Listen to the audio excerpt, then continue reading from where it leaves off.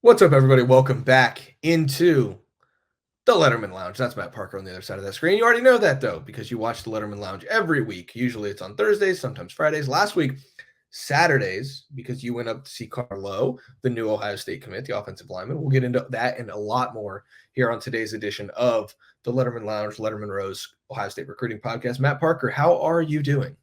Man, the sun is out for the first time in like 3 weeks, so pretty good. No complaints. It's nice to actually see the sun does still exist.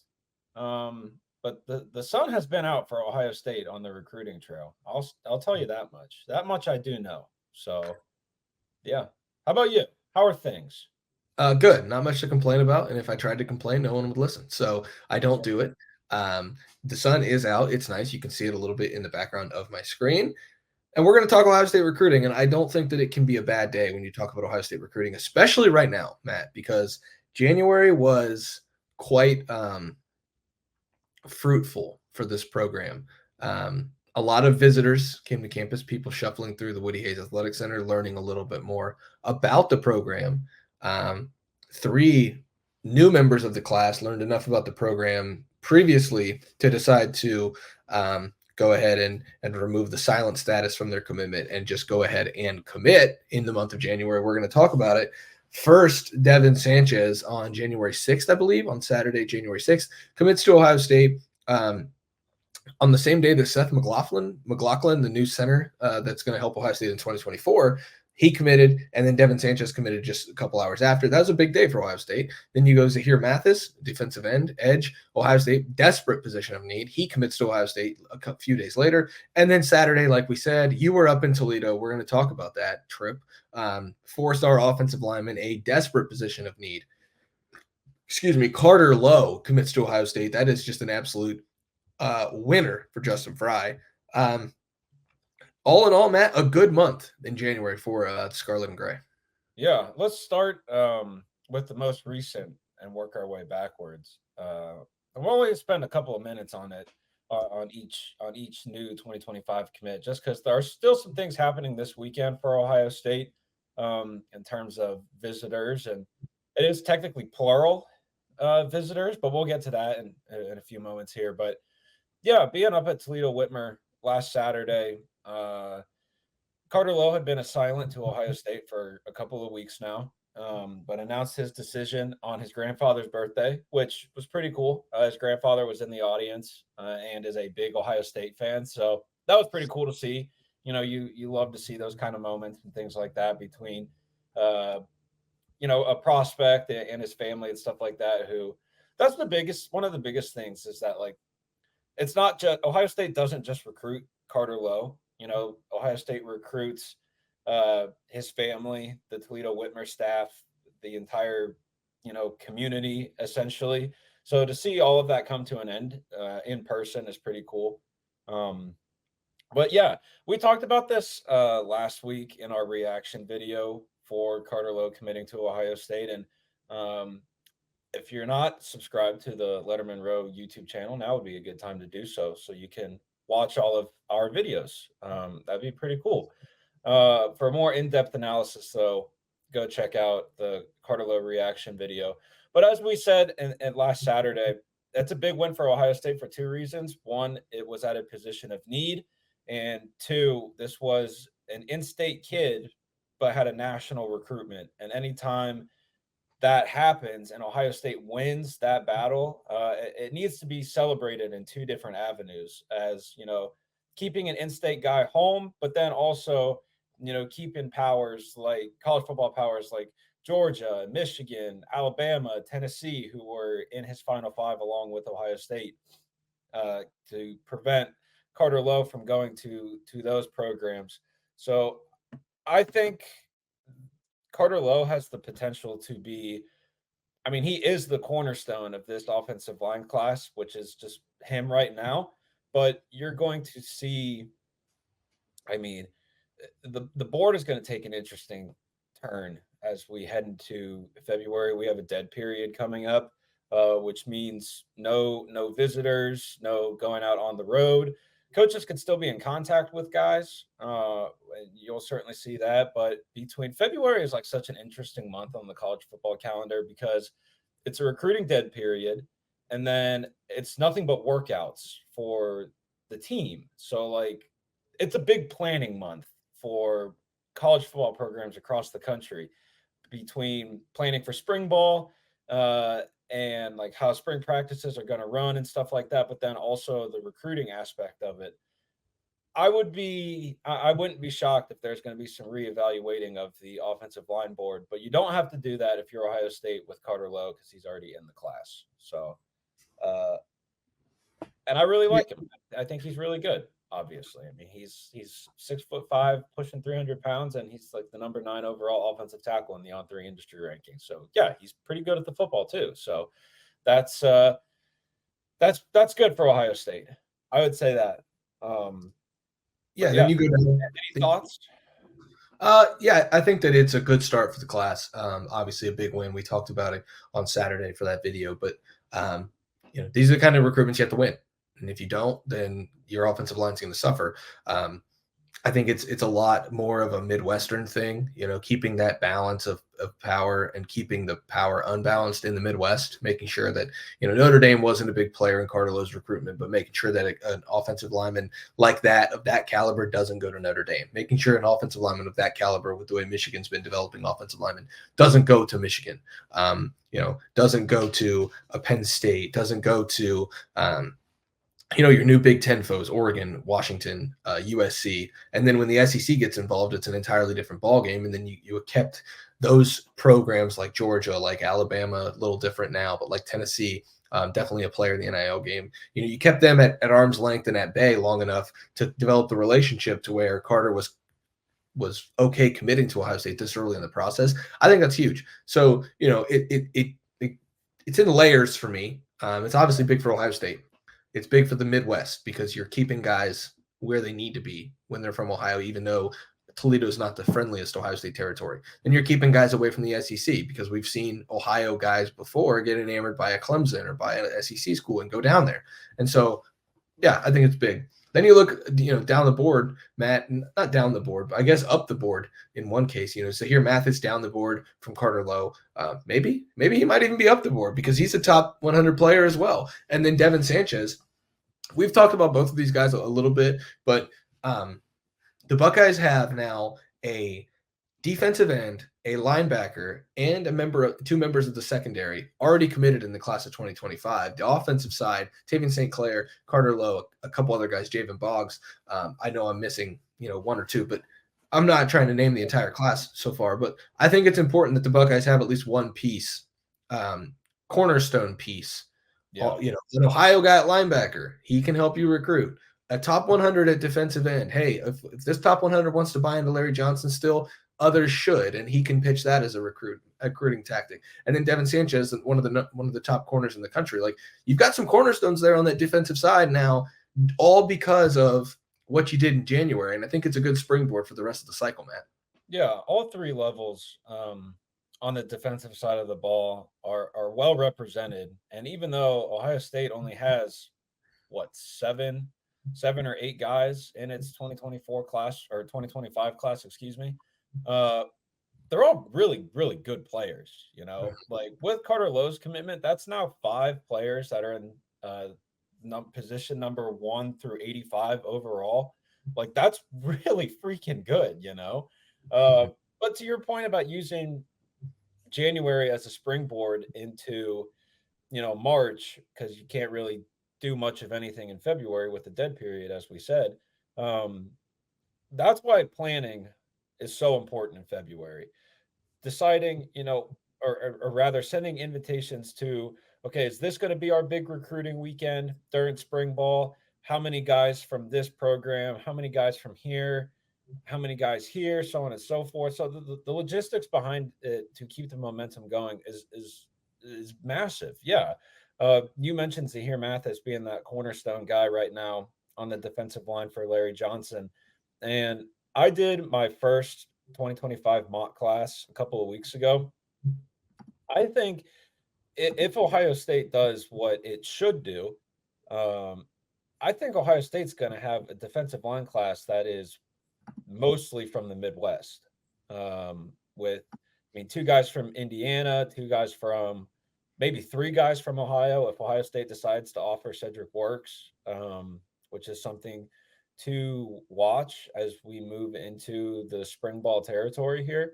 Uh, so the fact that Zahir Mathis could be considered the quote unquote outsider, being from Philly, like that's a good thing for Ohio State. Which just goes to show that like the talent that the Midwest is producing right now, it's insane. This 2025 and 2026 cycle of talent in the Midwest is just nuts. But then, yeah, like you have guys, you have important guys at every position right now for Ohio State, or rather at every level for Ohio State right now. Uh, and expect all of the commits to be on campus throughout the spring, especially the in-state guys, and especially Tavian St. Clair. That's a guy who I think is going to become more vocal as this 2025 cycle just continues to move forward and move along and stuff like that. So I think March is going to be a big month for Ohio State, and we're going to get into that probably like in a month from now. Like, well, maybe we could do like a little preview of it. But before we get to March, there is still one last visit weekend for Ohio State. That is this weekend. The dead period doesn't start until Monday, February 5th. But Ohio State originally was thinking about doing like another big visitor weekend, but that changed in the last, I don't know, week or so. And now only two guys are heading to campus, and that is five-star cornerback Naim Offord from, I believe, Birmingham, Alabama, plays at Parker High School. And then you have four-star, yeah, no, not my high school, not my high school, I'll say that. And then you have four-star Warren Central edge rusher Damen Shanklin out of Indianapolis, Indiana. And those are two guys that I mean, those are two guys that I to pay attention for Ohio State. Like it's crazy to say, but the way that Ohio State defensive recruiting has turned around in the last couple of years is insane. And I think that's just because of the product that Ohio State has put on the field. You've been around for a few more recruiting cycles than I have, but I think you would agree with that assessment that Ohio State, for once, has consistency on the defensive side of the ball, and then also it's a competent defense. Guys know what they're supposed to do, where they're supposed to be, when they're supposed to do things, and that goes a long way on the recruiting trail. And a lot of people may not realize that, but putting a solid product out on the field means putting a consistent product out on the field, and that speaks volumes to prospects, families, prospects, coaches. Like the ripple effects are just ridiculous in having a consistent defense.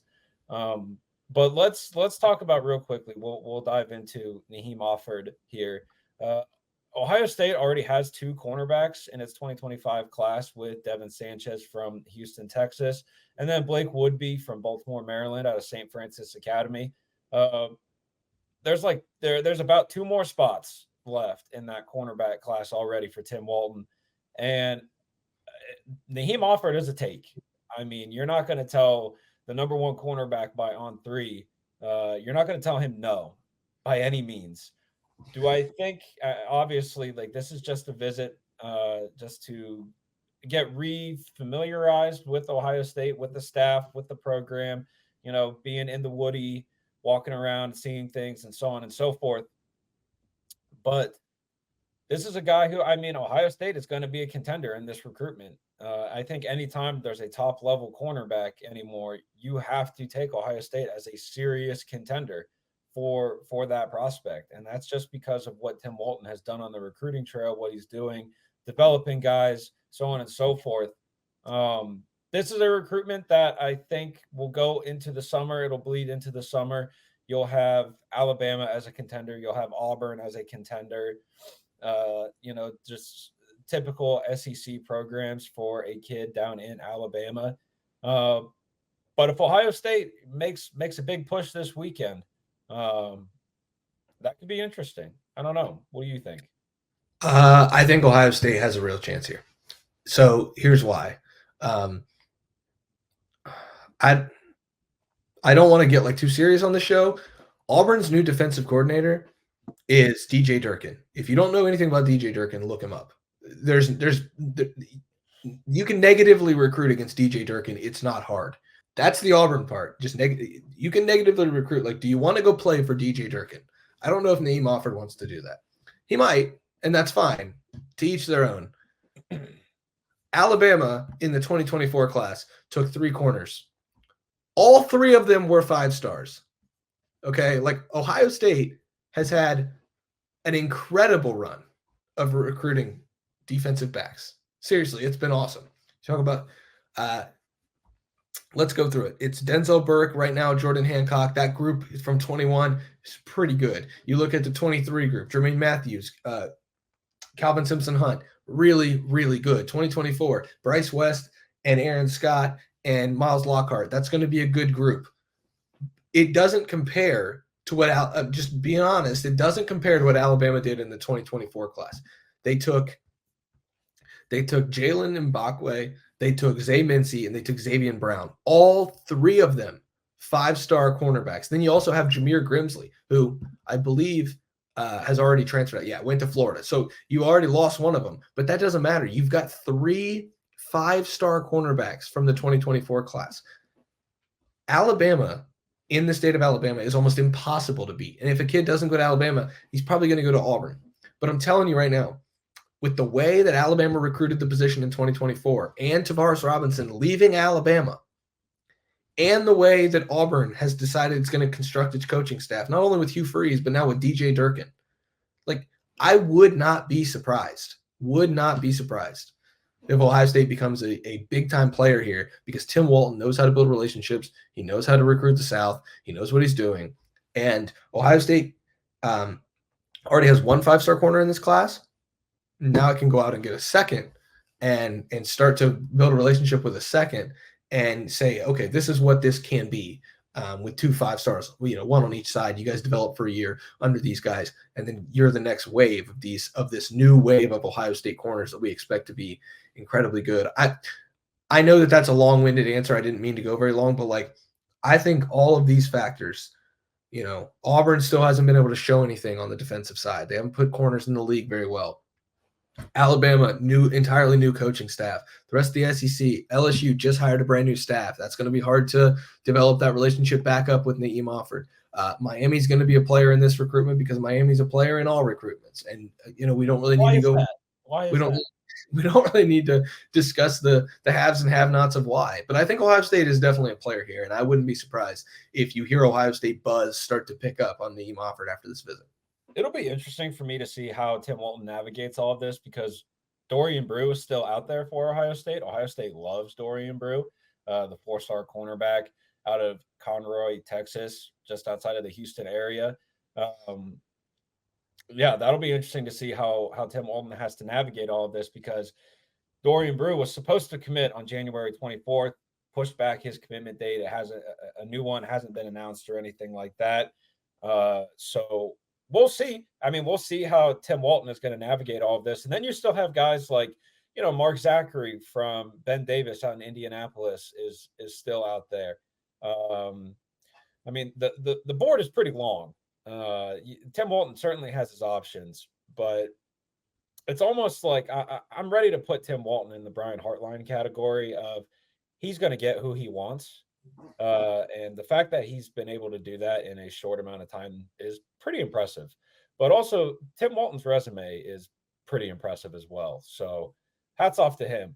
Moving into the front 7, Damen Shanklin, the 4-star edge rusher out of Indianapolis, Indiana. A lot of talent coming out of Indianapolis in the 2025 cycle. That's pretty cool to see. You love to see, we're big Midwest people around here. So, we like to see the Midwest thrive. Well, it's been a slow drip, right? Because like Caden Curry came from the Indianapolis area, Josh Mickens, Ian Moore now from that Indianapolis area. I think Indiana is learning that football is a pretty good sport too, because for so long, Indiana, you dream of wearing the crimson and cream, and then you go play at Indiana for basketball, and the best athletes really play basketball. Some of the best athletes now in Indiana playing football. DeJuan Jones, not from Indianapolis, but from Indiana. Like, I think it's a slow drip. you have Mylan Graham from Yeah, Fort Wayne area. we've obviously missed some. I think was Terry McLaurin from Indianapolis from Fort Wayne, and then I think was Austin Mack from Indiana, I think as well. So like it's a slow drip, but it's working, and Indiana's becoming better. Anyway, yeah. On to just some quick notes about Damen Shanklin. This is a guy. He doesn't have an Ohio State offer yet, but you look at what happened with Ohio State on that January 20th visit, where they had Marion Dye, who is also from Indianapolis, another edge rusher. He got the offer, and now I think Ohio State has wedged itself into the pole position for Marion Dye. Right now, as it stands, Damen Shanklin is considered a pretty heavy Notre Dame lean. But talking with some Notre Dame folks, if Ohio State offers, I think Ohio State's going to be hard to beat, just because of the track record, and also for the fact Notre Dame already has 4 edge rushers committed to the 2025 cycle, which it's January, and they already have that Notre Dame 2025 class is already pretty big. So it'll be interesting to see how similar targets for Ohio State and Notre Dame, how Ohio State works that, just because it's, I mean, they're already, I think, at double-digit guys, like pretty high double-digit guys too. I'd have to check just to 15 or 16, yeah. But they're at 15 or 16 guys on February 1st, as we're recording this, which is insane. 14 to be exact. 14. Okay. That's still a lot for February 1st. I don't think Ohio State got to 14 in the 2024 class until like July, So, but it's a different caliber of player that Ohio State's recruiting compared to Notre Dame, if we're going to be honest. And a lot of different ways too, though. Like Notre Dame gets good players, so I'm not gonna say they don't. They do get good players. But anyway, with Notre Dame already having 4 defensive linemen in its 2025 class, and Ohio State having 1, I think you factor in the fact that is Columbus to Indianapolis shorter than South Bend to Indianapolis? No, can't be. If it is, it can't be by that much. No, but as somebody who makes the drive from Columbus to Indianapolis for this exact job more often than anybody would ever understand, I mean, they're pretty close. Well, 3 hours on 70 is not going to be the end of the world for a guy like Damen Shanklin when he has the opportunity to compete for national championships every single year. For at least the foreseeable future, he gets to get coached by one of the best defensive line coaches to ever grace the sport, and Larry Johnson. So I would expect an offer to Damen Shanklin to happen this weekend. And I'm not going to say if the offer happens, he's going to commit on the spot, just because that typically never happens. But I wouldn't be shocked if if that offer happens. All right, let's just operate on that. If that offer happens, I could see that recruitment ending soon, just because get your spot. We have more guys to go get. And also, Damen Shanklin is a really good player from the Midwest. That's a guy that Ohio State should offer. That's a guy that Ohio State should get in the class, because programs like Notre Dame and Michigan and Penn State and, the Wisconsins of the world and Iowa and they're all in on this guy. And when Ohio State puts itself in the race for a defensive lineman in the Midwest, there is still that like, oh, okay, like the boss is here, So I think that offer is going to happen this weekend, and then Ohio State is quickly going to assert itself as the team to beat. So we'll see how that goes. Matt, I know these kids are 16 and 17 right now, but it is interesting to me that Damen Shanklin is coming on a visit. He's 6'5", 210 right now. He's a pretty slender gentleman. Josh Mickens, another slender fella, a little on the smaller side for an edge rusher. Zahir Mathis is 6'5", 230. Even for somebody who's pretty young, that's still pretty small for a guy that you see committed to Ohio State. I just wonder if the calculations are changing on which guys they're recruiting for the defensive end spot. It's not something we need to get into, but it is something worth keeping an eye on. Like if Damen Shanklin gets an offer this week, I wouldn't be surprised if you start to see a little bit of a shift in how Ohio State recruits the edge position. Just something, off the radar for now to keep an eye on as we go into this cycle. To also play devil's advocate there. I know the folks at On3 that work the database are working to get a lot of updated measurements for people, for prospects. So, like for example, Zahir Mathis is more like 6'6" right now than 6'5", and he's actually a little bit smaller than the 230. He's about 225. And then you have, I don't know per se for Damen Shanklin, but there is like a rankings update is going to be coming out soon for 2025 guys by On3. So expect to see some updated measurements across the board. And the thing is, even if that, what'd you say, 210? If that 210 is accurate, he has a 6'5" frame. Him and Mick Marotti are going to be best friends if he decides to early enroll. And at this time next year, it's going to be nothing but, peanut butter banana toast, like get ready to carb load, my guy. So yeah, for sure. A quick note there though about measurements. That doesn't take away from what you were saying though. Like that might be true, but with how you look at Ohio State's current defensive ends with JT Tuimoloau and Jack Sawyer, still about 6'5", but they're what, 260, 255, something like that. So I don't know. Just a quick note there, though. Yeah, the days of the Bosa's being 6'4", 280 or whatever. I just don't 275. It just doesn't really strike me as something Ohio State's going back to. I don't know. Maybe it's wrong. I'm curious, and I think that it's okay to be curious, especially in the 2025 recruiting cycle because it's so early in these kids' development. Still, they've got a full senior year to play. They've got spring ball that they've got to go see. If a coach sees them and says, "Hey, you got to put on some weight," they might take that to heart. Just something to keep an eye on as we go through this 2025 cycle. Matt, what do you say we get out of here? Let's do it. Let's bounce. Let's get out of here. Let's blow this popsicle stand. Matt Parker on the other side of that screen. I'm just Spencer Holbrook. Thanks for watching the latest Lettermen Lounge. Big weekend for Ohio State on the recruiting trail. A couple big names. Damen Shanklin, Naim Offord, both heading to Columbus. We'll have full coverage of that at lettermenrow.com. Thanks to that man right there, Matt Parker. Thanks to the guy off the screen, Alex Gleitman. And on the team side, the 41-year vet, Tim May, Andy Backstrom, and I got it all covered. We'll see you guys over at lettermenrow.com. Come get that coverage for $1 for your first month. It's a great deal. We'll see you there.